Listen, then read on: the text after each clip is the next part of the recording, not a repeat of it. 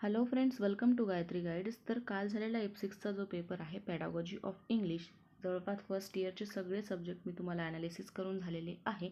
Second इयरचं मला question paper कोणी send केलेलं नाही आहे, त्यामुळे त्याचं ॲनालिसिस राहून गेलेलं आहे. 20 पैकी 10 मार्क्सला पासिंग आहे हे आपल्या सगळ्यांना माहीत आहे.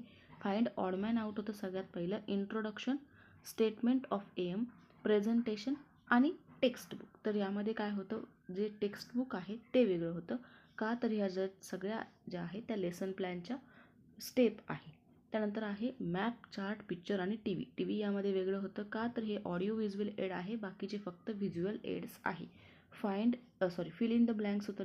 नेक्स्ट लिसनिंग, रिसेप्टिव्ह स्किल आणि रायटिंग काय आहे, प्रोडक्टिव्ह स्किल. मी तुम्हाला हा व्हिडिओ जो आहे एक दिवस आधीच तुम्हाला मी या ठिकाणी सांगितलेलं होतं, याच्या आधीही मी डिस्कस केलेलं आहे. LSRW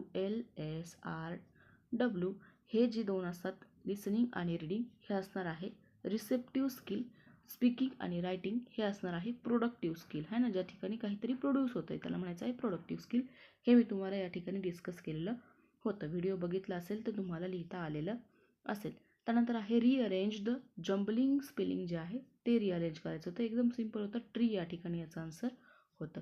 नेक्स्ट क्वेश्चन होता 60 ते 80 शब्दांमध्ये आन्सर लिहायचं होतं. Write any 4 issue relating teaching of English in Maharashtra. IMP म्हणून मी तुम्हाला दिलेला होता. Arrange the sequence of 4 language skill. LSRW तुम्हाला सांगितलं, IMP म्हणून दिलेला होता.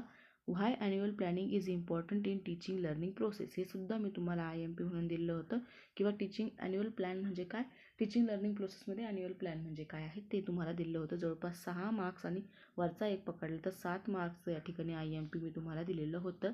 त्यानंतर नेक्स्ट बघूया, what is the criteria of unit प्लॅनचा क्रायटेरिया IMP दिलेला होता.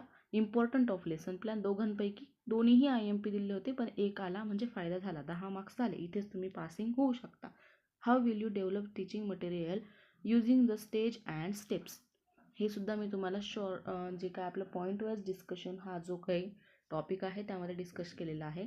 What are the silent feature of new syllabus. नवीन सिलेबसचे फीचर्स काय आहे ते लिहायचं होतं. Difference between structural and functional grammar important म्हणून मी तुम्हाला दिलेलं होतं आणि व्हिडिओसुद्धा एक्सप्लेन केलेला आहे. 14 मार्क्स इथेच होत आहे तुमचे. Elaborate the activity to develop speaking competency or question होता त्याला.